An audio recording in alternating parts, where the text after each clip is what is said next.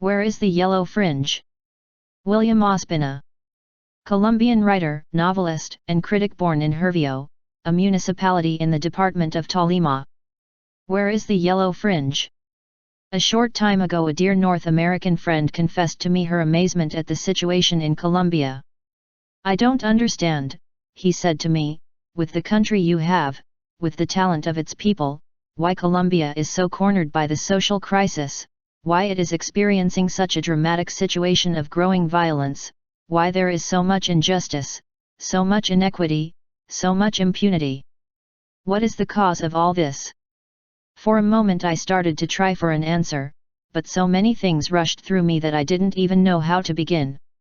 I felt that even if I spoke without interruption the whole night, I would not be able to fully transmit the explanations that I continually give myself, trying to understand the complex country to which I belong. On the other hand, I understood that many of my explanations would not have pleased my friend, or would have put her in conflict with her own version of reality. It is common for us to hear from generous lips the deploration of these misfortunes and the amazement at our inability to solve them.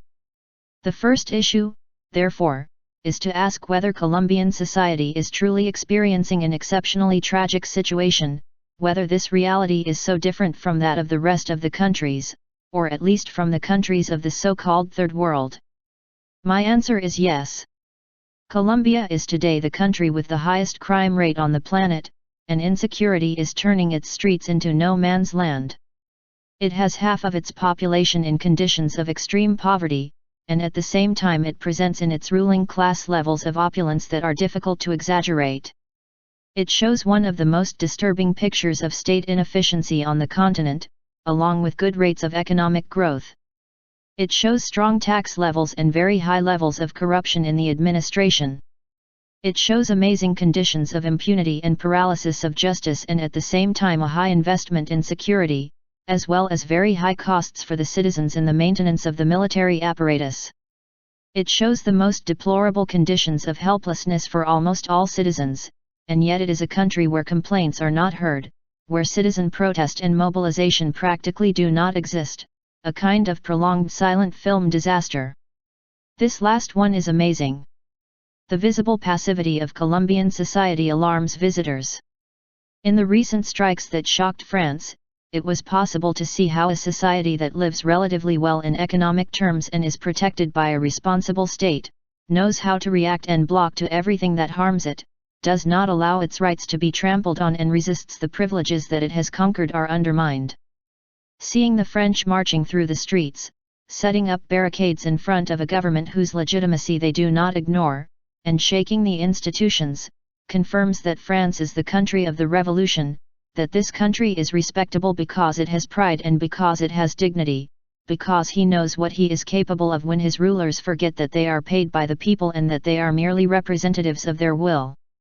Given this example, it becomes more incomprehensible than a society like Colombia's, where not even the fabulously wealthy sectors can feel satisfied, since the state they support no longer even guarantees their lives, where no one is protected, where the state does not comply with its most elementary duties, and where outrageous things happen every day, is so incapable of expressing himself, of demanding, of imposing changes, of collaborating even with his pressure or with his anger to the transformations that we all need.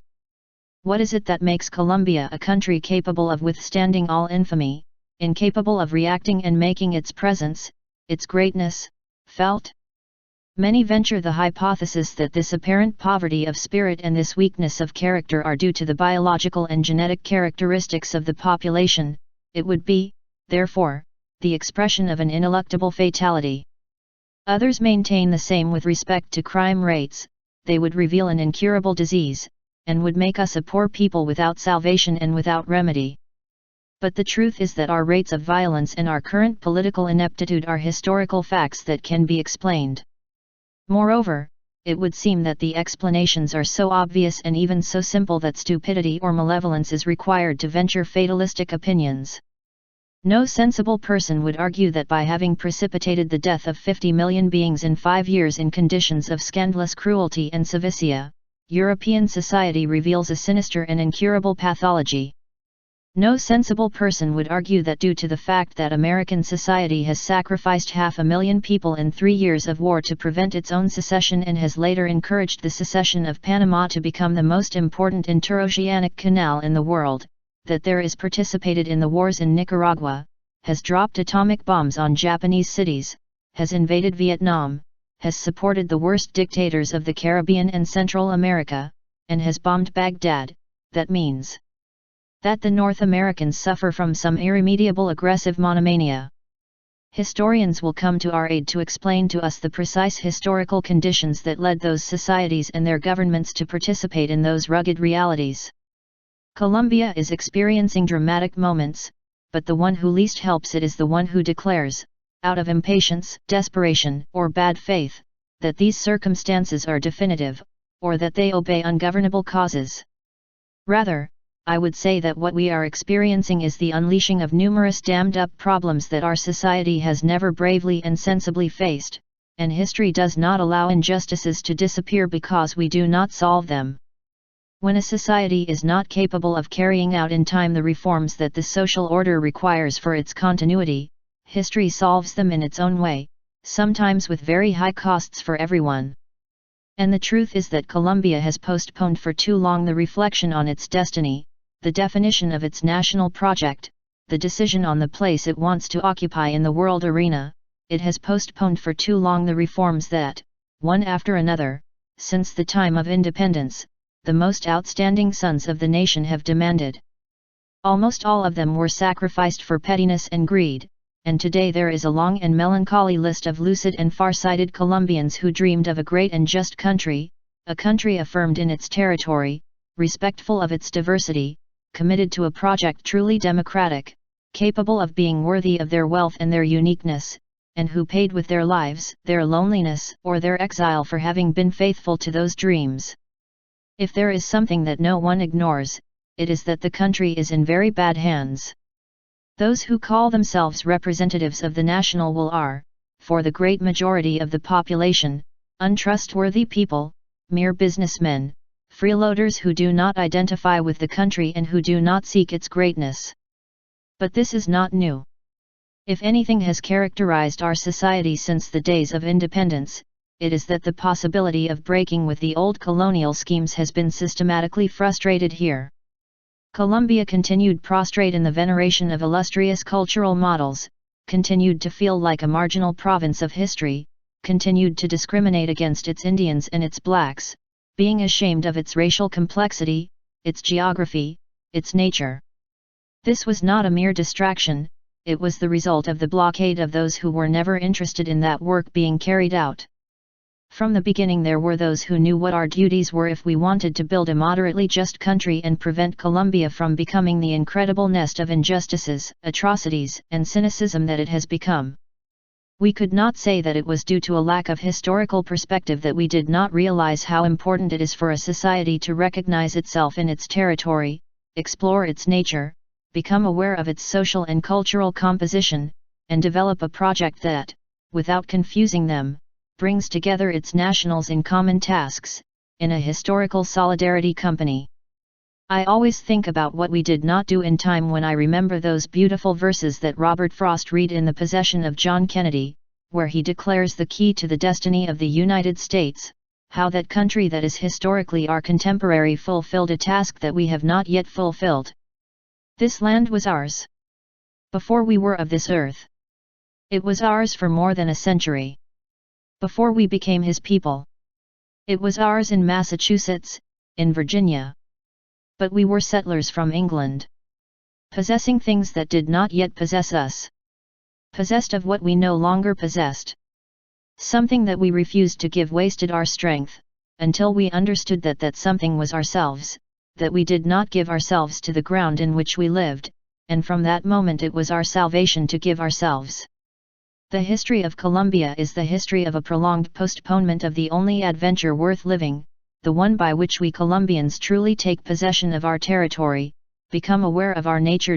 One of the most beautiful and privileged in the world, let us become aware of the magnificent complexity of our ethnic and cultural composition, create firm ties that unite the population in a common pride and in a common project, and commit ourselves to being a country, and not a nest of exclusions and discord where a few privileged, deeply ashamed of the country from which they derive their wealth, preach day and night a petty speech of contempt or indifference for the people they never knew how to honor or exalt, which always seemed to them a country of Kafirs, a subaltern species of barbarism and ugliness. The first betrayal of that national dream was carried out by the old merchants who, concerned only about their private interests, imposed themselves on the government of the young republic to block any possibility of an independent economy, and allowed the country to continue being a mere producer of raw materials for the great world industry and an unrestricted consumer of foreign manufactures. Just as our colonial societies had provided the metropolises with the wealth with which they built their fabulous cities and developed their industrial revolution, so our access to the Republic did not prevent us from continuing to be the servile extras of those hegemonic economies, and there was always among us powerful sectors interested in our not ceasing to be. This gave them benefits. There was always an arrogant and disingenuous parochial aristocracy that tried to live as in the metropolis, enjoying the pride of being better than the rest, of not being like others, of not identifying with the necessary but deplored country in which they lived.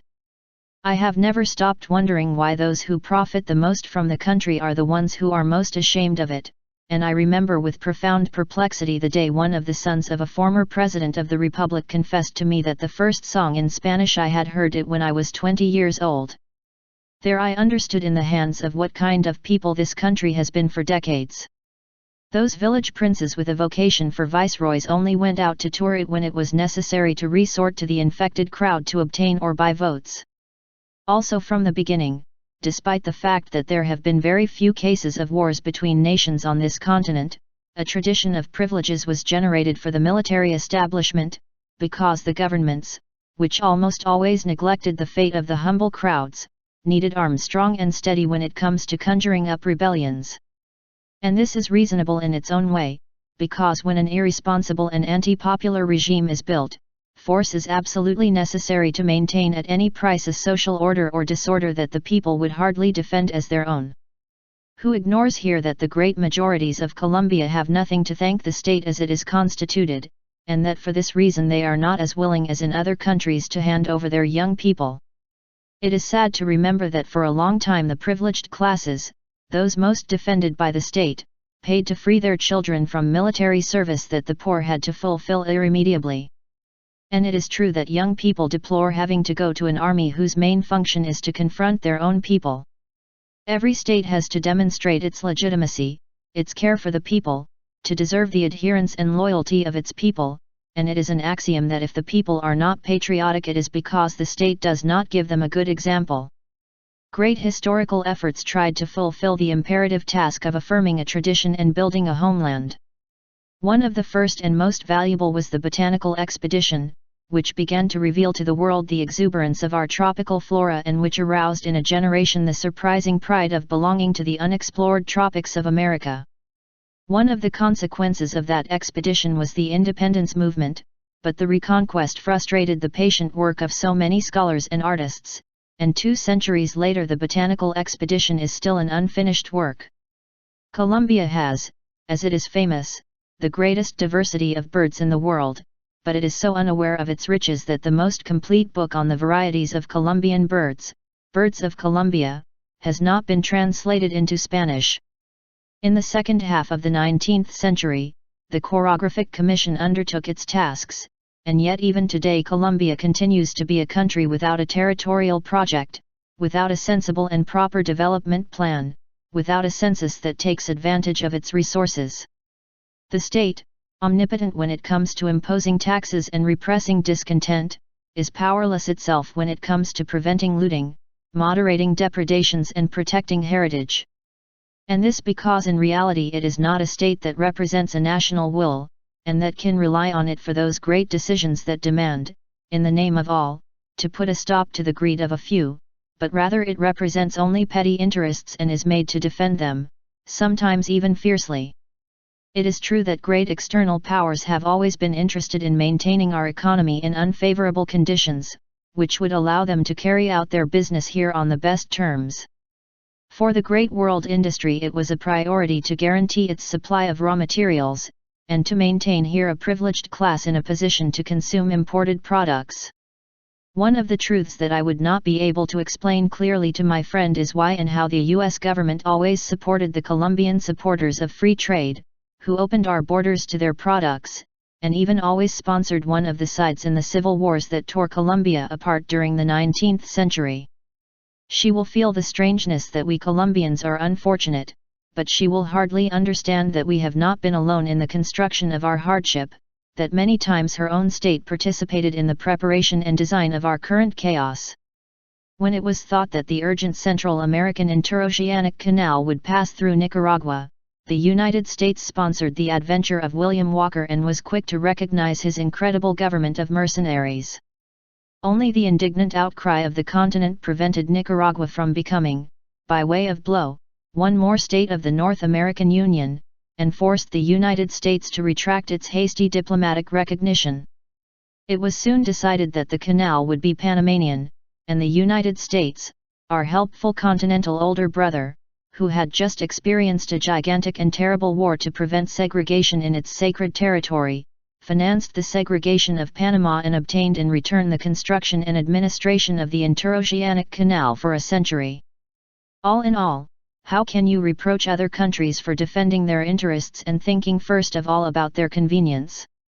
This is what is pompously called the world market, a game of cunning and robbery disguised by a syrupy language, sometimes technical and pragmatic, sometimes grandiloquent and cynical.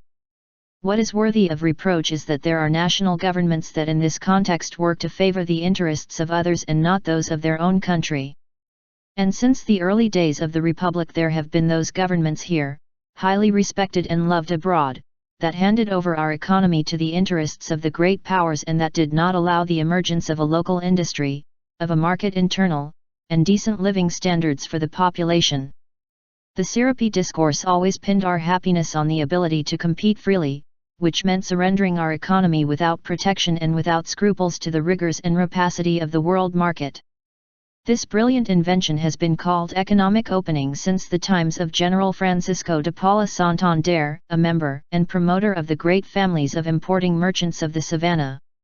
The civil wars of the 19th century defeated liberal thought, radicalism, and the enlightened tradition of the democratic sectors, and finally imposed a centralized clerical aristocratic regime whose constitution, promulgated in 1886, governed the country for more than 100 years. This regime turned Colombia into one of the most conservative countries on the continent. Despite the liberal efforts of Manuel Murillo Toro, of Tomás Cipriano de Mosquera, of José Hilario López, who had decreed the freedom of slaves in 1854, before the United States, despite great democratic struggles, Colombian society was closed under the power of the landowners and the clergy, the church and the state were confused in an undifferentiated and disastrous amalgam, the Catholic Index prohibited free reading for a good part of the century, education was managed by the church, and elemental conquests of liberal society such as civil marriage and divorce, conquests that all neighboring countries have had for more than 60 years, are achievements that Colombian society came to obtain at the end of the 20th century, showing itself as one of the most closed and dark social schemes in the West. This gave rise to tremendous pictures of family violence and social intolerance, to an enormous disrespect for the beliefs of others, and to the persistent tendency to consider all dissidence and all rebellion as a religious phenomenon. The mid-century civil war, known as La Violencia, was configured as an immense religious war, made of fanaticism and brutal blindness, and reached aberrant extremes, with the recognized presence of the Church as one of its main instigators. Around 1930, after 50 years, the conservative hegemony was weakened by popular dissent, trade union struggles intensified, there were attempts at rebellion, and finally the scandalous massacre of the banana plantations precipitated the discredit of the conservative regime. A sector of liberalism led by Alfonso López Pumarejo tried a democratic reform that would favor industrialization, that would modify the land ownership regime, that would modify the relations between the state and the church, and that would open the way for the adequacy of society Colombian to some of the world trends of the century. It was not, of course, the structural reform that the country needed, nor the vast awareness of the need for a different order, nor the great effort to dignify a society malformed by exclusion and social stratification. It was a moderate reform, but naturally it unleashed an immediate counter-reformation, which brought a liberal violence to the fields and began to sow the seeds of some future evils. The intolerant feudal country resisted change, and its reaction aroused new dissatisfaction. In response to the anti-liberal violence, the popular sector of liberalism undertook a defense of the persecuted peasants, which quickly took shape as a huge popular rebellion under the guidance of the caudillo Jorge Eliar Gayton. Gayton soon understood that Colombia urgently needed major social reforms, and the national project that had always been postponed became his flag. He belonged to the Liberal Party, but he understood that the main enemy of Colombian society was that aristocratic bipartisanship whose leaders actually formed a single party with two faces, made to plunder the country and benefit from it behind the backs of the majority, and in his speeches he advanced towards a reformulation of the political crisis as the conflict between the humble and authentic majorities, and the petty country of privileges. Speaking of the political country and the national country, emphasizing the way in which the leaders governed for a minority, he won an unexpected electoral flow, and suddenly the old ruling class was faced with a phenomenon of popular enthusiasm unknown in Colombia. The campaign of slander and defamation unleashed by the mainstream press failed to weaken the Gaytonista movement, and the old caste understood that, like the bow of the legendary Nordic king, Norway was going to break in their hands. The ruling class, headed by the political bosses and by the big power-supporting newspapers, trusted only in the ignorance and indiscipline of the Gaytonist hosts, the country of Kafirs that they had always despised. It was then that Gayton called for the March of Silence, to protest the violence in the fields, and an impressive Gaytonista crowd overwhelmed Bogotá by marching and rallying in a disciplined and silent manner. That town showed that it was not a vociferous hydra, that it could be a powerful and calm force, and this exasperated the owners of the country. From that moment on, Gayton was the head of the greatest popular force in our history and, in accordance with the democratic order, he was the sure president of the republic. He would come to power not only with great popular support, but also with enormous clarity about the reforms that we required and about the country that Colombia had to become to prevent the perdition of millions of human beings. Gayton must have sensed that a dehumanized development model would be capable of sacrificing Colombia's peasants, who were the majority of the population, to unmitigatedly favor the blind designs of savage capitalism. As mayor of Bogotá, he had fixed the official value of the working hour in public places, to give workers an idea of their dignity and their rights. As Minister of Education, he unsuccessfully tried to pave the way for a radical educational reform that would respond to the needs of the growing country. It is still possible to hear in his speeches his interest in preventing an economy of privileges from precipitating Colombia into pauperization and the crushing of the poorest people. His enemies then understood that democracy would bring Gayton to power and proceeded to offer him their support in exchange for him accepting their advice, that is, sharing his triumph with them and allowing them to escort him. Gayton refused, and they intensified their defamatory campaign. The last burst of that rabid opposition must have armed the fanatical or mercenary hand that killed him. And so began the gigantic counter-revolution, or anti-revolution, since it conjured up something that had not yet been fulfilled, that tragically marked the destiny of Colombia for the next 50 years. This counter-revolution had 3 stages, each of them worse than the previous one. The first was the assassination of the caudillo, which caused the burning of the capital. The second was the violence of the 1950s, which depopulated the countryside of Colombia and caused the cities to grow dramatically with millions of displaced people thrown into misery. The third was the aristocratic pact of the National Front, through which the instigators of the violence benefited from it and shared power for 20 years, outlawing all opposition, closing the path to wealth for the entrepreneurial middle classes, and keeping the poor in conditions of extreme helplessness while they increased their own capitals to the obscene. April 9, 1948 was the darkest date of the century for Colombia. Not because in it, as the old powers claim, the continuity of our social order has been broken, but because that day it was confirmed in a dramatic way. The structure of the Gaytonista movement, with its attachment to the figure and thought of the leader, allowed the dismemberment and dissolution of that adventure in which the future of the country was encrypted. Gaydon was clear about the need for a national project where the entire country would fit, a nation of whites and mestizos, blacks, and immigrants that could reconcile itself with the spirit of the native peoples of the territory, and extract from that complexity a unique way of being in the world. But that clarity led him to naively confront, that is, in a courageous, sincere, and unarmed way, that ruling class that profited from national misery and deeply despised everything that did not fit into its petty orbit of privileges. A caste of mestizos with a fortune who had never tried to be Colombian, or identify with our geography, with our nature, with our population, that he was continually ashamed, as he continues to be today, of this world so unlike the idolized European world. A deplorable elite that traveled to Europe and North America, not to proudly carry the message of a people dignified by respect and affirmed in its territory, but to pretend to be European, and to seek by the most servile methods to be accepted by a world that does not. He ignored their condition as Rostaqueros and their lack of character. Gaydon's speech deserves many reflections.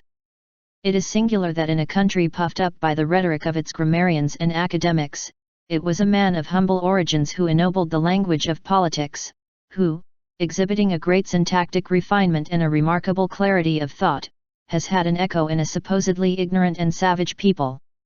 We cannot forget that the great enterprise of renewing the Spanish language and turning it into an American language had also been led by a Nicaraguan Indian, Rubén Darío, and that the great Colombian poetry of that time was being written by a son of peasants from Santa Rosa de Osos who had practically never been to school. This seems amazing, but it is natural. Language, like religious feeling, is the daughter of the people, they are its creators and its transformers, and the academies, like the ecclesiastics, are nothing more than the greedy administrators of a treasure that they do not always understand. What seemed to be insinuating itself on the horizon of Gaydonism was a kind of national revolution, of transformation of the ideology that reigned through the power of the parties in the soul of the people, and the conformation of a great fringe of opinion capable of taking not only Gaydon to the presidency but also the country to a new beginning. What countries like Mexico had partially conquered, whose identification with themselves, whose respect for native roots, whose affirmation in their own people, in their music, in their gastronomy, in their clothing, in their traditions, were an example for the bewildered mestizo continent, and whose revolution, undoubtedly full of errors and painful and tragic events, had nonetheless conferred a profound sense of pride and dignity on its people.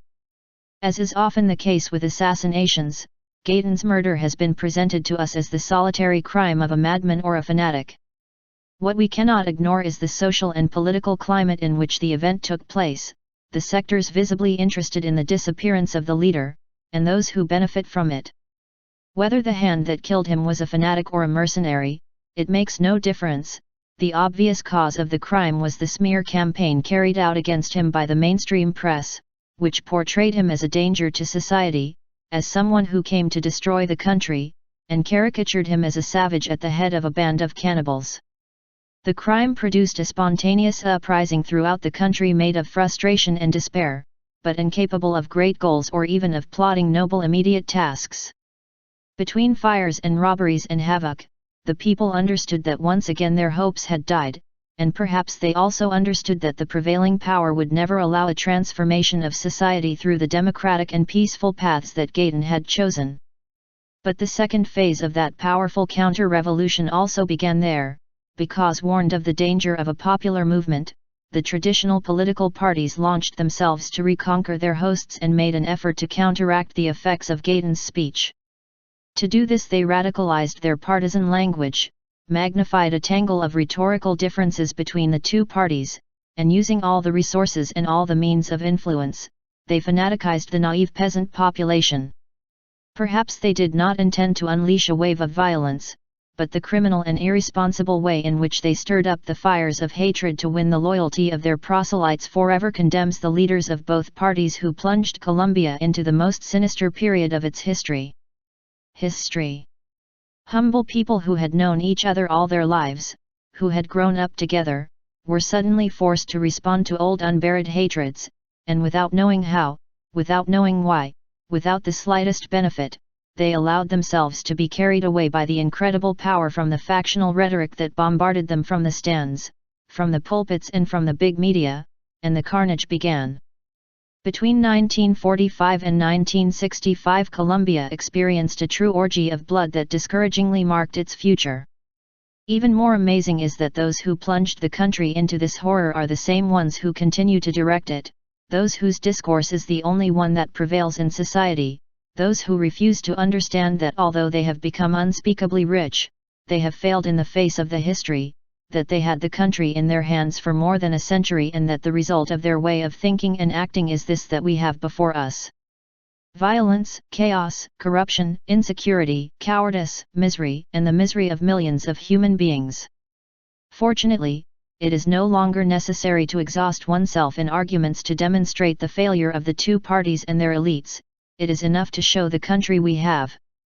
Once, with sad irony, the English historian Eric Hobsbawm wrote that the presence of armed men is a natural part of the Colombian landscape, like the hills and the rivers. It is certainly difficult to find times in history in which our fields have not been the scene of men in arms, and Hobsbawm himself has said that the Colombian violence of the 1950s represented one of the largest mobilizations of armed civilians in the Western Hemisphere in the 20th century. The hosts of Mexican revolutionaries toured their country fighting for the land and freedom that Emiliano Zapata preached to them. It is sad to see that the men in arms of the mid-century in Colombia did not fight for any popular demand, but rather instigated by powers that had always despised them, and when they began to fight for something of their own, it was out of a spirit of revenge, to collect the insults that same war had made them. The conservative government had politicized the police, had released the sinister Chole Vida to harass liberals. These in turn reacted by arming themselves, and began to see an enemy in every conservative. The cause of that was in power and in the preachers of hatred, but very soon everyone had their own arguments to continue the retaliation. For the chains of resentment, it is enough to start, everything else will happen by its own impulse. 10 years after those first hostilities and aggressions, La Violencia had already made its own monsters, and a general climate of terror and impunity bore the most insane results. The names of Sparks, Desquite, Tarzan, Captain Veneno, Sangre Negra, still make our blood run cold, and only very recently have the electric saws of Trujillo come to match the heights of horror and human depravity that were experienced then in Colombia. They always told us that the violencia of the 50s was a violence between liberals and conservatives. That is not true. It was a violence between poor liberals and poor conservatives, while the rich and powerful of both parties egged them on and financed their rancor, showing signs of infinite social irresponsibility. La Violencia could not be a popular initiative, since it was not directed against those who always profited from the people. It was rather the old story of the poor killing each other with the boss's speech on their lips. A persistent and poisonous source of hatred flowed from somewhere and fed the moral misery of the country. The leaders, those who still dictate to public opinion at night what it will answer tomorrow in the polls, pretended not to notice what was the cause of this general bloodshed, and without stopping preaching hatred of the Goth and the Red, they complained of the savagery of the people. The truth is that it was enough for Alberto Lleras and Laureano Gomez to embrace each other and agree on the alliance so that the vast Colombian violence ceased to be a generalized chaos and was reduced to the final persecution of gangs of vile assassins. Now, if the violence had been a war, who won it? Apparently no one. But if we judge by the next phase of the drama, the result is unquestionable. Out of 300,000 dead peasants, bipartisanship had triumphed. As happens at the end of all wars, a pact was signed on the still smoky fields of violence, and that pact was the so-called National Front, by which the two irreconcilable parties became one with two colors and the same ideology, and shared power for 20 years. In the name of bipartisanship, the people had waged war on themselves. Now the representatives of the old ruling class that had been the main promoter of violence would succeed one another in power. Thus the third phase of that implacable counter-revolution was consummated. Liberalism and conservatism would have no problem sharing power, and the reforms that Gayton had promised could be postponed until the end of the world. After a war and 300,000 deaths, Colombia had to continue to be the inauthentic, petty, anti-popular, and exclusive country that it was 20 years ago, and the ruling class threatened by Gaytonism had been saved. The country that emerged from that catastrophe was not, however, the same. Millions of peasants expelled by the violence arrived in the cities seeking to escape terror and ruin. What Gayton had tried to prevent was being fulfilled in the face of the indifference of the powerful and the coldness of the scholars. The picture of land ownership had changed, the landowners had fished in a troubled river, the rates of urban and peasant population had been inverted, the cities were growing uncontrollably, Colombia had far fewer owners than before, and a dark future for misery and unemployment hung over the new urban crowds. In this scenario, the National Front showed the country its innovations. As if the danger for Colombia were not the traditional parties that had bled it dry, and openly brandishing the threat of a possible return to violence that only they could provoke, it distributed power between liberals and conservatives and prohibited all political opposition in the legal framework. It confirmed the state, predictably, as an instrument to guarantee privileges. It only allowed economic initiative in the sphere of classes, families, and companies traditionally related to power, and closed the possibilities of access to wealth to the entrepreneurial middle classes, persisting in the policy of denying credit and capitalization to the upper classes. Humble. Finally, it was unable to guarantee sources of work for the multitudes that continued to arrive in the large urban centers. It closed the possibility of access to minimum standards of living and minimum conditions of dignity to the poor. It allowed the growth and proliferation of belts of misery around the cities, and persisted in the old stately attitude of not considering that the state had duties towards the poor, so that it was enough for him to stimulate private charity campaigns. No one could realize then that in the rise of campaigns such as El Matuto de Dios, charity farms, and telethons, with enormous display and diffusion, what was hidden was the inability or indifference of the state to fulfill priority social duties, and its growing habit of leaving not the solution in the hands of individuals, but the effort to mitigate the dramas of poverty and social disorder. Everything that we are socially since then is the result of the National Front. Sensitive sectors deplored it at the time as a great defeat. A sector of liberalism, the MRL, vigorously combated it, as did the literary movement of the Nadaists. There are memorable pages by Gonzalo Arango in which he says that Nadaism existed because Gayton had died, that a rebellious and eccentric movement like Nadaism had been necessary because the hope of a people had been destroyed, and that if Gayton had triumphed, the Nadaists would have been normal young people dedicated to building a great country by their side. But at the time, Colombians did not realize the terrible evil that the aristocratic pact represented for Colombia, by which the popular right to express itself politically was officially buried. Now it seems incredible to us that one could speak of democracy while the existence of political parties other than the official ones was expressly prohibited. While the country was condemned to a bipartisanship that was also purely apparent, since for a long time the words liberal and conservative had lost all programmatic content in Colombia, all trace of a thought or an idea, and had been degraded until they were only two hereditary ways of hating one's fellow man. After the Cuban Revolution, hemispheric policy demanded that the armies of Latin America change their priorities from defending the borders to what they called internal security. Thus, one of the most aberrant phenomena of the century was institutionalized. When our countries needed to gain access to real democracy and mature politically, a perverse theory according to which Latin Americans were not ripe for democracy, guiltily supported by the North American governments, allowed Latin America to experience one of its darkest times. A progression of anti-popular military dictatorships opened the way to guarantee the application of economic policies on the continent and silence demands for social justice and the free exercise of the opposition, without which democracy is inconceivable. Interestingly, Colombia had experienced the phenomenon of an almost accidental military dictatorship that, imposed in the mid-1950s by a coalition of traditional parties as a kind of rehearsal for what the National Front would become, gradually drifted away from its initial purpose when the dictator, General Gustavo Rojas Pinilla, understood that the state, created to defend certain privileges from the beginning, could serve other purposes. There was a curious amalgamation of charities for the people and use of power for their own benefit that, of course, caused a quick reaction from the political class that had inspired the experiment. It is worth remembering that the main modernization works that Colombia undertook in the middle of the century were the result of that almost involuntary pattern in the petty domination of the elites, and that in an atmosphere so rarefied by the selfishness of the powerful, not even the army was a safe ally. To such an extent did the general get out of hand, that 10 years later he was the protagonist of an electoral adventure that endangered bipartisan domination, and forced the democratic government of the National Front to modify the electoral results at the last minute, with figures arrivals from remote provinces.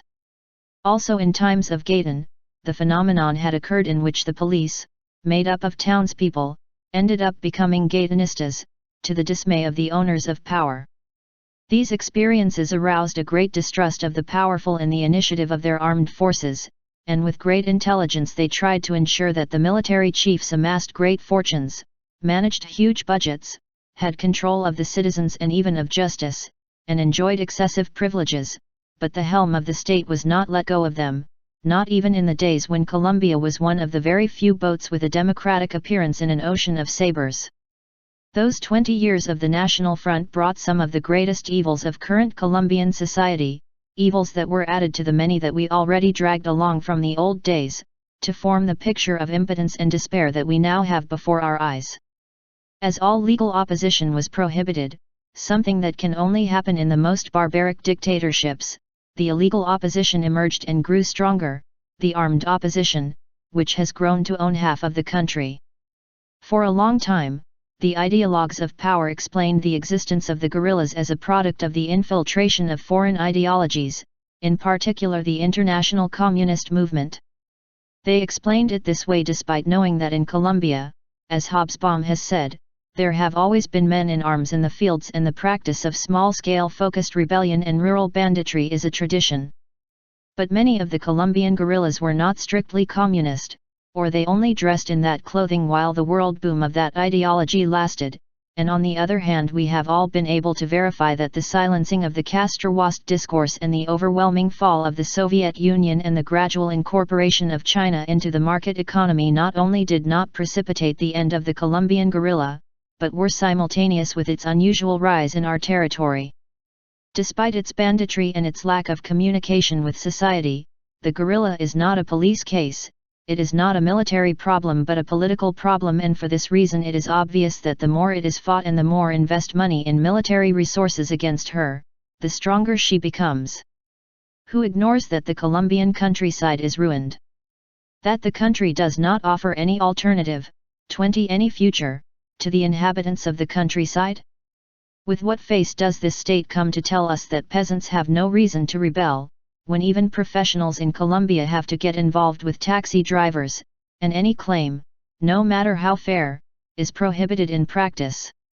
Let us prohibit in France the claims of citizenship, the right to indignation, and the sovereign right of the French workers to shake their institutions, and they will not only make guerrillas but another head-slicing revolution, because in France they do know that being a citizen is fundamentally don't let anyone trample you, especially if it's someone who pays your salary. I maintain that it is the prevailing Colombian state, with its inefficiency and its disrespect for the demands of the citizenry, that forces peasants to join those armed movements that have no future, but at least have a present. The National Front also closed access to wealth for the entrepreneurial middle classes, and they were thus pushed towards illicit activities such as smuggling and drug trafficking, since if a society denies the legal possibilities within the framework of economic democracy, those who aspire to wealth only have the path of illegality. A certain Babylonian king, in a story by Voltaire, desperately consults the oracle because his daughter the princess has eloped with a vagabond, and the oracle replies with these words, "When one does not marry the girls, your majesty, the girls marry alone." This was what happened in Colombia since the early 1970s. The old stately ideology had imposed here the absurd logic that any concession to the poor is a scandal. To be rich, the only condition was to have had the precaution of being so from the cradle, and everything else was preposterous and ridiculous pretense. This is even more strange if we consider that our ruling class, by a tricky somersault, abandoned the old medieval theory of blood nobility and pretended to adopt the principles of liberal democracy due to the French Revolution. All this was very well seen in the letter, but that the servants did not seek to go too far, nor attempt embarrassing scenes. It is very difficult to sustain a stately, racist, exclusive and petty society, in which terms such as good people, people from good families survive, and at the same time varnish it with a liberal discourse haloed by the claim that everyone is equal before the law and live under the rule of the Declaration of the Rights of Man and of the Citizen. People will end up believing that they really have rights and may even try to assert them. And this is aggravated if the economic model exposes people to the discourse of the metropolis, because slowly they will begin to perceive that the model that is preached to them bears little resemblance to the one that is offered to them. To the north was the United States, with its respect for the citizen, its equal rights, its decent wages, its opportunities for employment and consumption, and here we lived in a crazy consumer society in which even the middle classes had to think about it many times to buy what they saw in the windows. You can play like this with people, but not with all. Sooner or later someone will feel that they are being cheated in the game and will find out that he can cheat too. It is already known that the only pedagogy is the pedagogy of example, and a state cannot demand that the law be respected if it itself does not respect it. Governing on the basis of a privileged few, looting the public treasury, abusing authority, is a serious violation of the law, and may generate in the conscience of some the feeling that if those in charge of applying it violate the law, it cannot be so serious that private individuals violate it. But it is also the case that the public discourse of industrial society, that is, advertising, proclaims in all possible tones that the only condition worthy of admiration and respect is wealth. The messages of cars and perfumes and cigarettes and credit cards exhibit that refined vulgarity as the necessary condition of all success and all happiness. And the poor spectator discovers that they are selling him the torture of Tantalus, that, eager to be rich to obey the melodious orders of the media and to deserve respect for his human condition, society does not allow it because it is organized to prevent any promotion, to perpetuate the rich in their wealth and let the poor people die at the doors of hospitals.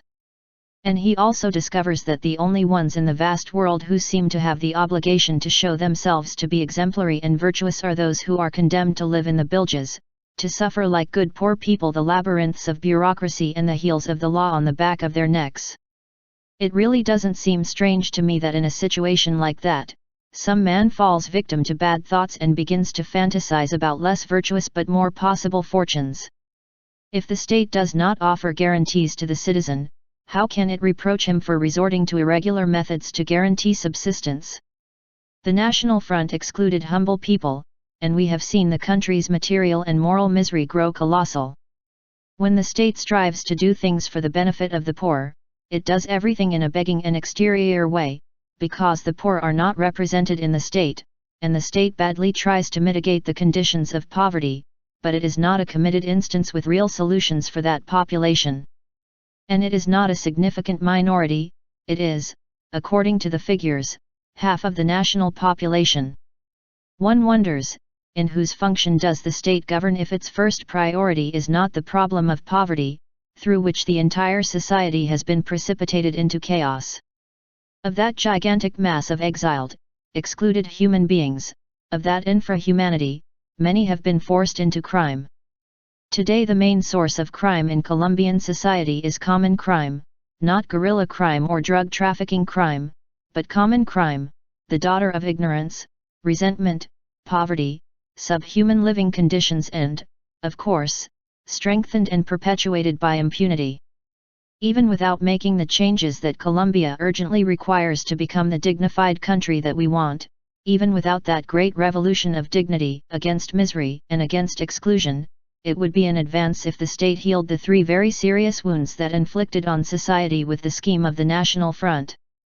The prohibition of illegal opposition, the lack of economic democracy, the lack of a real commitment to the poorer classes. Only a truly active and effective legal opposition can make the harmful armed opposition useless and unjustified, with its capacity for extortion and terrorism. Only access to economic initiative and social promotion can allow the terrible situation of the middle classes to be overcome, day after day forced to persist in the not easy accumulation of illegal wealth. Only a policy directed towards the capitalization of the poor, to guarantee them conditions of dignity and decent standards of living, only their access to a living relationship with language and culture, can considerably reduce the levels of criminality and common delinquency in Colombia.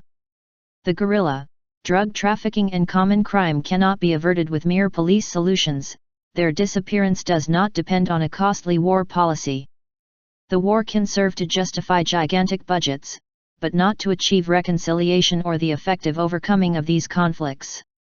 The case of Colombian society in the last 50 years is the case of a criminal state that criminalized the country. Because the main consequence of the National Front is that, having abolished all opposition, all citizen surveillance, the state became a nest of corruption, a den of appetites without control between two complicit parties that did not admit any control. Interestingly, by a very different path, Mexico reached a similar situation. Just as there the existence of a single party, without possible opposition, was corrupting the state until it became a nest of bureaucrats without guts and ambitious without scruples, so also our dictatorship of a single party, with two heads and with two colors, turned the state into an efficient mass of corruption, continually at odds with itself, for which no budget is enough, where each small official manipulates the law at will with impunity, and where a vast network of compadres and friends parasites of chaos, and he squeezes everyone who falls into his hands. From the highest to the lowest spheres, influence peddling is the norm. Now, can this long list of causes explain why our society is incapable of reacting and changing a situation that has become intolerable? Being mistreated is not a merit, said Bernard Shaw to a visitor who enumerated his ills. I have referred to the precedents of our situation, but the purpose of these pages is to think about the future and dare to reflect on the new republic, as Gayton called it, that we have the duty to build. A republic capable of overcoming a long history of negligence and crime, capable of offering the world something better than a recurring memorial of wrongs. The national project, postponed so many times, has to rise again, until sanity and nobility of heart prevail in the same scenario where today the deniers of the country and the destroyers of its hope persist. Every memory is sad and every feeling is happy, Novalis said. Colombia's most immediate duty is to anticipate that future and seize it with passion and conviction. The old ruling castes have destituted themselves, made themselves unworthy of respect, and I don't think they deserve a place in history. It is time for us to ask ourselves what is our place, what is our role and our destiny. In all this time, citizen passivity, indifference, and fear have been seen to grow. But in the last 50 years there have also been great processes of social initiative, of struggle for the rights of the community, proud and dignified expressions. What happened to the Colombian trade union movement? What happened to the brave demands of the peasants? What happened to the student protests? It shudders to think that while in every democratic country the right to protest, indignation, and resistance to oppression are pillars of social life, here all popular indignation is the cause of fierce persecution. Legal access to wealth is prevented in practice, all enrichment is illicit, just as all resistance and all claims are automatically illegal. We are talking about ignoble times.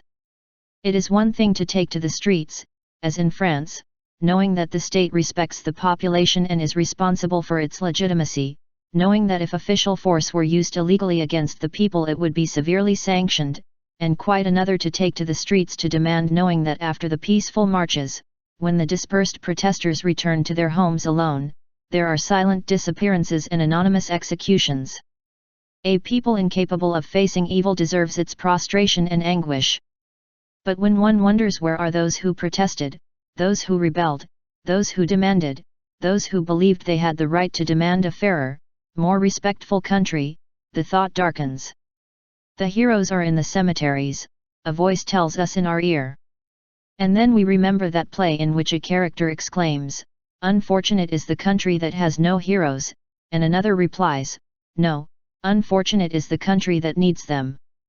Colombia has already had many heroes, but the sad thing is that it needs them, because injustice is evident, the monstrous contrast between those who have a lot and those who have nothing is evident, corruption and crime are evident, the incredible extermination of an entire opposition political party, the streets populated by homeless people that gangs of rich boys go out to murder at night, the abandonment of the fields being evident, the bankruptcy of national companies in the name of modernization, it being evident that half of the country does not seem to deserve respect or a future, saying so is illegal and fighting it can be deadly.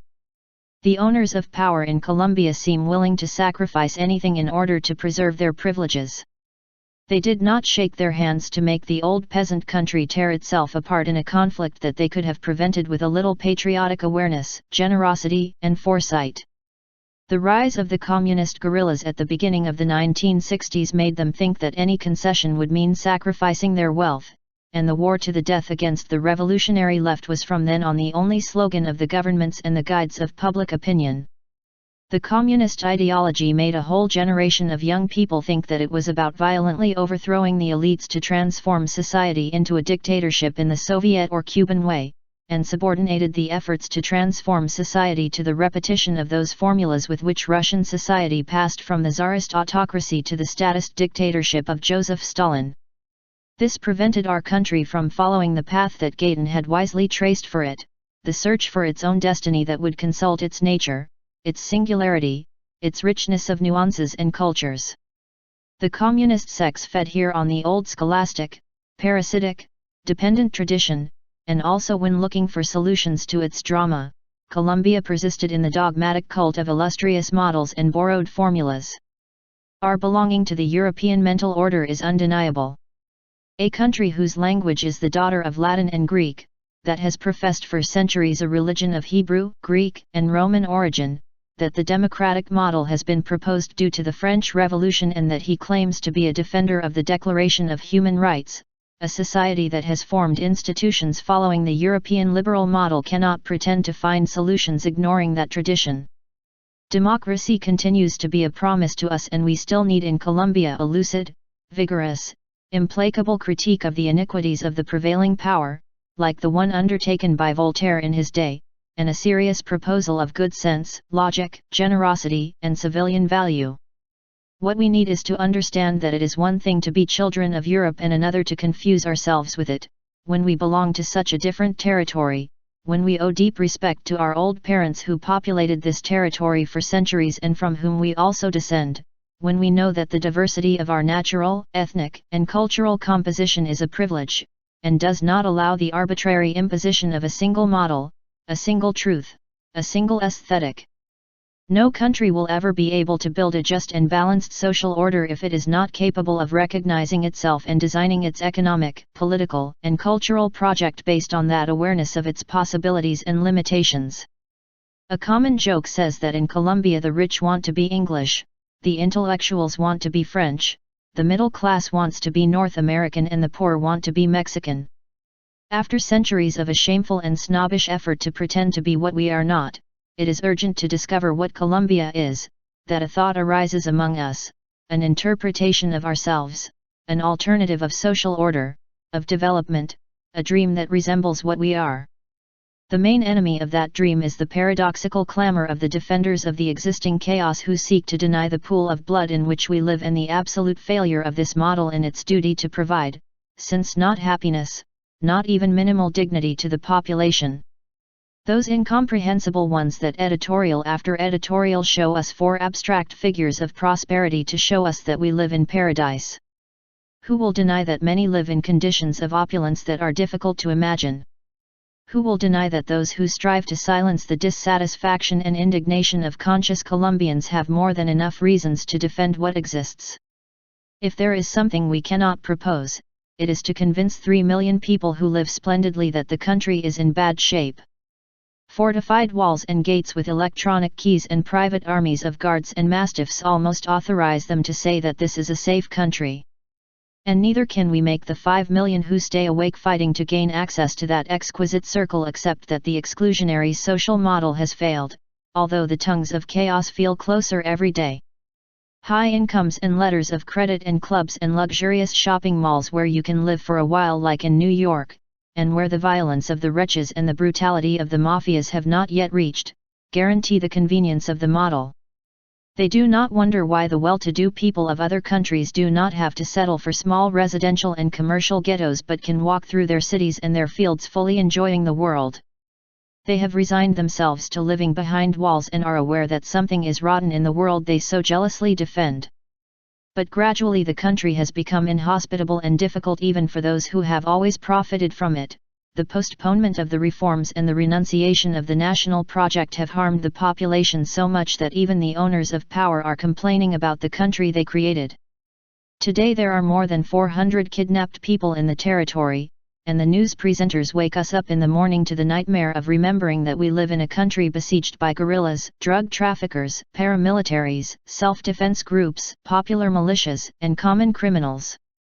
The owners of the country have to feel alarm at this that they have not been able to avoid with their power.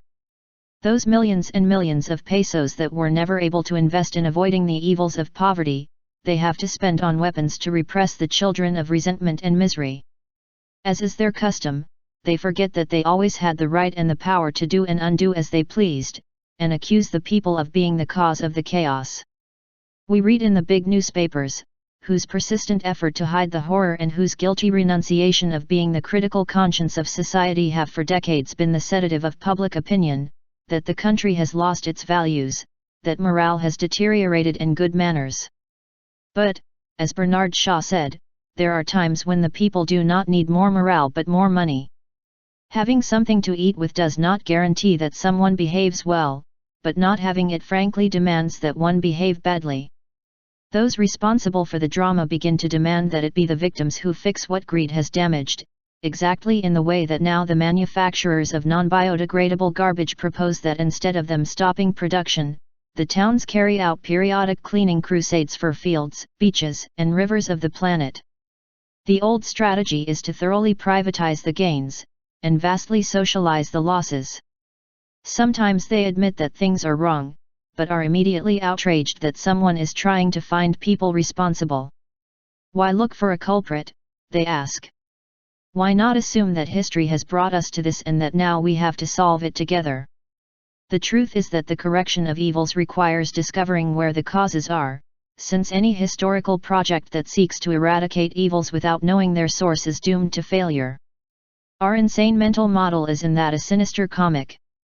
The best critic of this model, Stanislaw Zuleta, used to say that the causes of things should not be confused with the conditions that make them possible.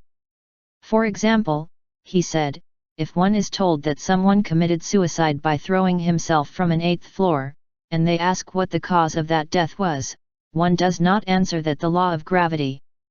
Well, in Colombia we continually confuse the causes of things with the conditions that make them possible.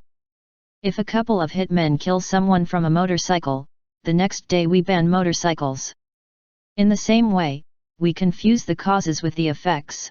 We believe that by altering the effects we correct the causes. Generalized common crime is the daughter of misery and exclusion, but there is always someone interested in ending crime without altering these conditions of injustice at all. Drug trafficking is the result of a situation in which honest work does not even allow survival, while illegal work is paid copiously by an opulent empire.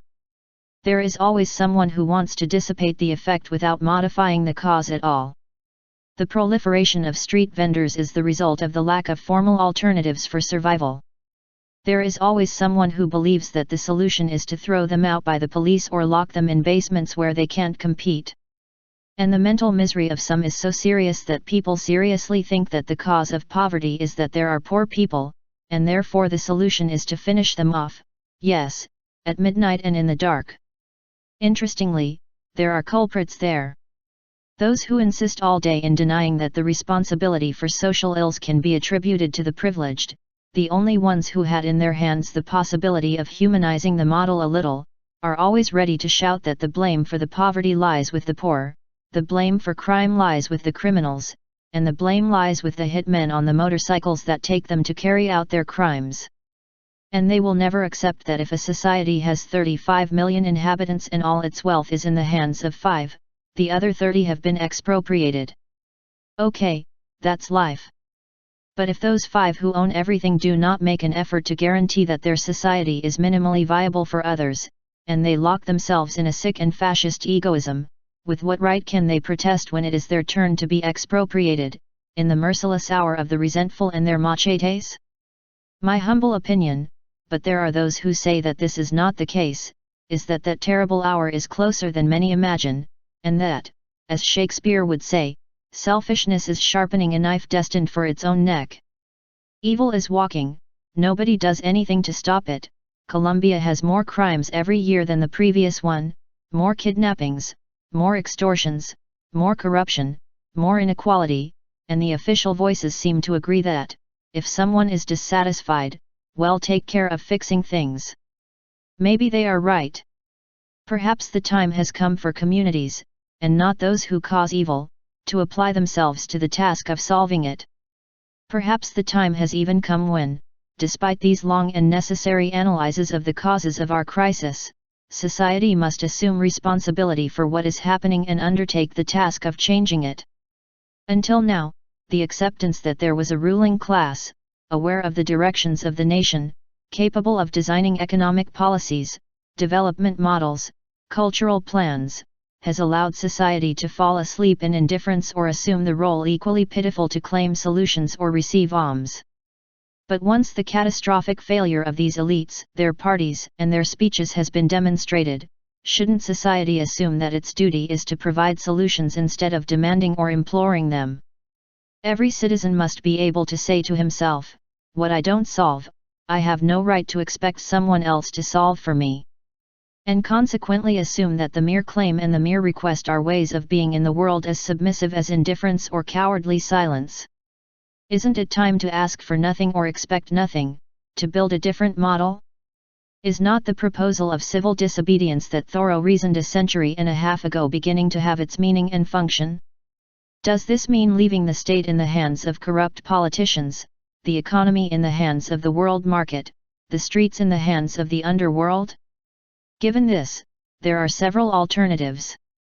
Either one accepts the state, believes in its legitimacy, and to that extent trusts it, respects its rules, participates in elections, maintains its points of view within that framework and fights to impose them, or one does not accept the legitimacy of the state, organizes outside of it or against it, and fights for the establishment of a state in which one can believe and trust, or one does not believe in the validity of any state, and organizes to survive in the jungle of the world without. Assuming a social contract and rules of coexistence.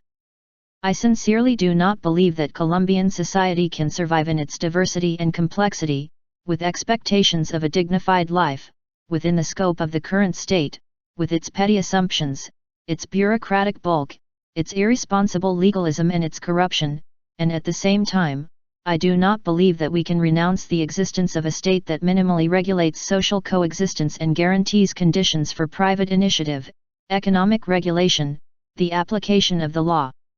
The primacy of the common interest over private interests, the protection the inviolable realm of individual freedom.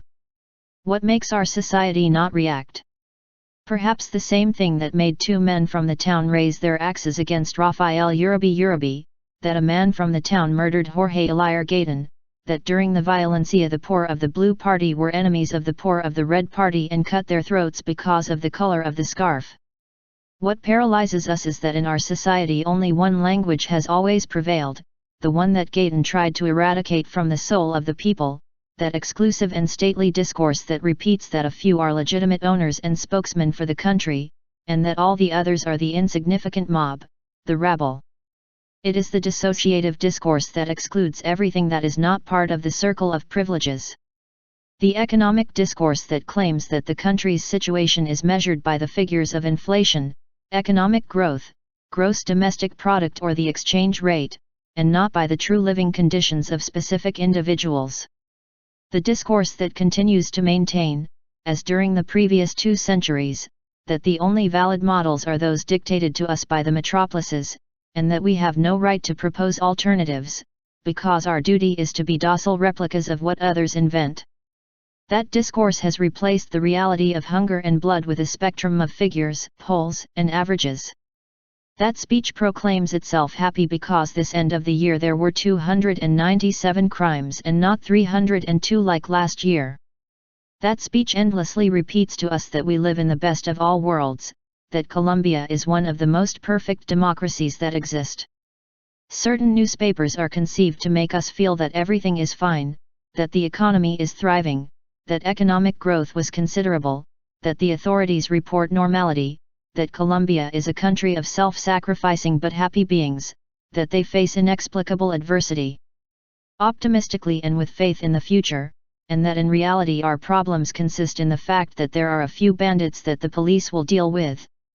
It is considered alarmism to say that in Bogotá people are afraid to get on the buses in the face of the possibility of a robbery, that nobody wants to go out into the streets at night because citizens have lost the right to public spaces, that having a car is as dangerous as walk through the alleys, that every day we hear stories of families that have been looted and gagged by the underworld in extreme conditions of impunity, that there are people working hourly shifts for the minimum wage, that there are departmental capitals without drinking water, that nobody feels summoned by a project of society, that young people are stunned to enjoy the present without questions and without thoughts because nobody believes in the future, except for 4 gentlemen from industry and their spokesman in the media. These have to make an effort to combine objective information, often lurid, with entertaining shows that mitigate the devastating effect of the real country that surrounds us and for which nobody seems to have solutions, and we have reached the point where seeing alarming things is pessimism. Optimism consists of saying out of necessity that everything is going well and will get better, and mentioning the evils has become more reprehensible than the evils themselves. It is urgent to say goodbye in Colombia to the liberal-conservative double party, whose 2 heads are always in disagreement on the petty minutiae of distribution and always agree on the general logic of ambition and looting. After having ruined the country, they continue to shuffle the names of the mediocrities that will govern us in the next century.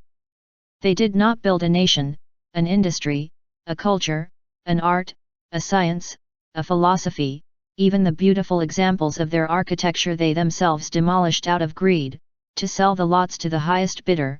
They wasted their historical moment in sterile simulacra and despised everything great that Colombia had to offer the world. They turned us into a poor subordinate country of ranchers and imitators, but something deep and sacred prevented that process from being complete. Perhaps this territory whose natural wealth continues to amaze visitors, this authentic Creole cultural wealth that is becoming more and more important and more vigorous. We must extract our poetry from the future, but without forgetting that, as Garcia Marquez says, and as Gaydon thought, one is not where the fashions come from, but where the graves are planted. Those Colombian generations that made this a mestizo and mulatto soil, a Creole soil, where we must find our way of being, the face of Colombia that the world will learn to respect and love. But this new country is not a mere dream projected into the elusive future, but rather a reality that has been built for years and years. That new republic is alive in thousands and thousands of efforts that interpret the country in another way, that open channels of expression for the immense band of Colombians excluded by the moral misery of the ruling classes. None of the great patriotic dreams, none of the components of the anticipated national project will be able to be forgotten by the new country that is being born on the ruins of factious bipartisanship and its delinquent state. There they are, alive, 60 indigenous nations with their mythologies, their languages, their transcendental philosophies of respect for nature and harmony with the natural universe, with their music, their dances, their clothing, their ornaments, their rituals, their ancestral wisdom, its medicine and magic, its arts and crafts. There is the admirable epic of Don Juan de Castellanos, who meticulously narrated the process of the conquest of New Granada, a work full of information about our elders of different races and cultures, one of the very few poetic works of our tradition that names the territory with admiration and reverence, one of the few in which native peoples exist, with their complexity, their violence, and their heroism. There is the challenging example of the botanical expedition, the memory of its naturalists and its painters, as well as a memorable section of the expedition of Aimé Bonpland and Alexander von Humboldt. There is the example of heroes like José María Carbonell, who really believed in the possibility of political autonomy and spiritual independence from the oppressive power of the metropolises. There are the examples of José Hilario López, Tomás Cipriano de Mosquera, and all those, many belonging to the traditional ruling classes, who believed in the country and sought its greatness with true love for the territory and true respect for its people. There is the example of the Choreographic Commission, the double physical and literary journey of Jorge Isaacs discovering the richness and beauty of the American tropics, the thought of Rafael Uribe and the exploratory trips of Rafael Reyes. There is the surprising linguistic adventure of Rufino José Cuervo and the remarkable critical work of Baldomero Sanincano. There is the founding saga of the people of Antioquia, the saga of the railroads, the dream of a national economy that since the 20s proposed us a different destiny, the legendary adventure of navigation on the Magdalena, the mental and verbal adventure of José Eustaquio Rivera exploring the Casanare and the jungle, and denouncing the hell of the rubber plantations. There is the work of Porfirio Barba Jacob, his life as a rebel, an adventurer, a dreamer, and a continental man, the respectable liberal project of Alfonso López Pumarejo and his revolution on the move, the citizen example, the mysterious eloquence and the lucid political ideology of the greatest leader of the century, Jorge Eliar Gayton. There is the combativeness and integrity of Maria Cano and Ignacio Torres Giraldo, the struggle of the martyrs of the banana plantations, the Biblioteca Aldeana of Daniel Samper Ortega, and his generous intellectual project. There is the lucid, original, audacious work, and deeply committed to the country, by Master Fernando González. There is the example of the great popular leaders of the MRL, the example of Alfonso Barberena fighting in the neighborhoods for the crowds that came fleeing from violence. There is the work of Gabriel Garcia Marquez, who made Colombia enter universal letters, and there is the Edenic poetry of Aurelio Arturo. There are the great labor movements of the 60s, the aesthetic movement promoted by Marta Truba, and the great intellectual effort promoted by Jorge Gayton Duran and the magazine Mito. There is the generous example of Camilo Torres Restrepo, capable of giving everything for his convictions. There is Nadaism, an expression of youthful rebellion in an unforgettable decade, a renovator of literary language and a critical conscience of its time. There is the long and enriching cultural effort of Echo magazine to keep alive the links between our culture and the great Western tradition. There is the effort of Luis Carlos Galán to dignify politics. There is the popular music of Carlos Vico and Tartarin Morera, Guillermo Buitrago and Lucho Bermudez, José A. Morales and Jorge Villamil, the inspired Maestro José Barros and Carlos Washington Andrade, Crescencio Salcido and the Vallenato minstrels. There is the intense and patient philosophical work of Danilo Cruz Velez, and the reflective genius and aesthetic pedagogy of Estanislao Zuleta, who opened our thinking to the horizons of modernity. The work that has been done is great and the work that remains to be done is great, but it is possible that Colombia, without knowing it very well, without even telling itself, has long ago undertaken the task of promoting a transformation that cannot be frustrated by the bullets of greed. Their majorities long ago renounced their faith in leaders and parties, but important sectors of the population, separating themselves from the arrogant and anti-national world that governed us, have dedicated themselves to the fruitful and lasting task of recognizing themselves in the country and of building a project that cannot be undermined by defamation or crime. A different consciousness has been growing that cannot be located or silenced, because it is everywhere. It is in the admirable and generous work of Gerardo Reichel Dalmatov, who revealed to us the amazing worlds of mystery and wisdom of the indigenous peoples that our official culture had always considered savage and primitive. It is in the persistent work of anthropologists and sociologists, biologists and engineers, doctors and researchers who, like the members of the old botanical expedition, are not unaware of the political implications of their work, are not unaware that their effort is part of the search for a better destination for Colombia. It is in the growing work of writers and artists, of philosophers and psychologists, of historians and architects, of scientists and technicians whose silent rebellion is in the will to build a knowledge that is due to us and that solves problems of our reality. Side by side with the country of privileges, with the corrupt state and its politicians, side by side with guerrilla and state violence, the mafia and the underworld, side by side with torture and summary executions, political massacres and cynicism elections, that other country that is no longer deceived by selfish economic powers and their spokesmen in the media has been growing. From that outraged but responsible and creative country, from that country that is not news, the future that Colombia deserves must emerge. But that country in formation is not yet integrated into a national project. Their efforts grew isolated, and that is why the nation where the civilizing rebellion is taking place, called to finally change the protagonists of Colombian history, still produces the sensation of being only a dilated disaster in silent movies. Still, this plural thought has not been cohesive in a language that allows us to enter into a creative dialogue with each other. The suspicious, factious, and exclusive language that we were taught still prevails, but in countless citizens there already exists the seed of that new republic, united in its ethnic and cultural complexity, and at the same time respectful of its differences. In the most recent admirable testimonial literature, after 50 years of silence, townspeople who were the protagonists of a tremendous story have begun to reconstruct their destiny through a language that is alive and full of revelations. Instead of thinking about dominating and managing it, many Colombians are questioning and thinking about the country.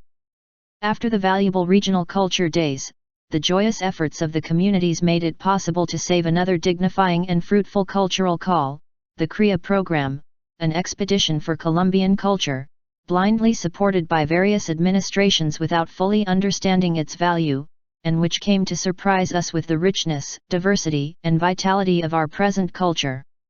The new country grows in the work of regional industries and cooperatives, solidarity companies, of ecological movements, alternative media, of literary, artistic, and musical events of world importance achieved thanks to the particular initiative in several cities, in the dignity of a new generation of responsible and courageous journalists, in creators of music and dance who have leaned on the sources of their own culture to find a language with which to speak originally to the world, in the work of groups and individuals committed to the country, who do not have the slightest desire to embark on the conquest of power, or who, having known the paralyzing networks of their enormous Kafkaesque labyrinth, already know how impossible it is to change something in the mist nightmare of the paragraphs and the deceased. Only by taking possession of that language, multiple and cohesive, that gives a new meaning to the nation and its history, will we be able to constitute a movement capable, not of claiming or asking, but of provoking the great social changes that the country requires and propose a viable life in the realm of contemporary possibilities. To carry out a revolution that cannot be stopped and frustrated by bullets, the union of intelligence, creativity, and solidarity of millions of human beings is required, of those who already know that the existing power only seeks a future for that meager minority that is ashamed of its compatriots and systematically despises and excludes them. A formidable country in resources and capable of large companies is in a position to be born. It is enough that we Colombians allow ourselves to be aware of our strength, to be the proud spokespersons of our territory, the defenders of our nature and the perceptive children of a history that lies in oblivion. Today it is no longer a matter of reaching heaven but of getting out of hell, a hell of intolerance and helplessness circumscribed by history to the line of our borders. But it will be enough to take that initial step that takes us away from the horrors so that it is possible to dream of the country that Colombia, taught by its history, can become. Sooner or later we will have to think, not of an isolated and independent economy, which is impossible, but of an economy whose first priority is the Colombian people. I dream of a country that is physically and spiritually united with the other countries of South America. That a group of young Venezuelans or Colombians can take the train in Caracas or Bogotá and travel, if they so wish, to the confines of Buenos Aires. In a world where highways are built from island to island, it should not be impossible to build that path of unity between sister nations. I dream of a country that when it speaks of development for all, and not at the expense of the planet but also thinking of the world that future generations will inhabit, that when he speaks of national industry he knows how to remember, like Gaydon, that businessmen, workers and consumers are equally an industry. I dream of a country aware of its lands, its trees, its seas, and its creatures, where talking about the economy means talking about how the last of the Republic's children live. I dream of a country where it is impossible for people to sleep under bridges or eat garbage in the streets. I dream of a country whose currency can be displayed and traded anywhere on the planet. I dream of a country that wins medals at the Olympic Games. I dream of a country of beautiful and dignified towns and cities, where those who have more feel the pride and tranquility of knowing that others live with dignity. I dream of an intelligent country, that is to say, a country where everyone knows that we all need everyone, that the night can surprise us anywhere, that our car can run aground on high lonely highways, and that is why it is good that we strive to sow friendship and not resentment.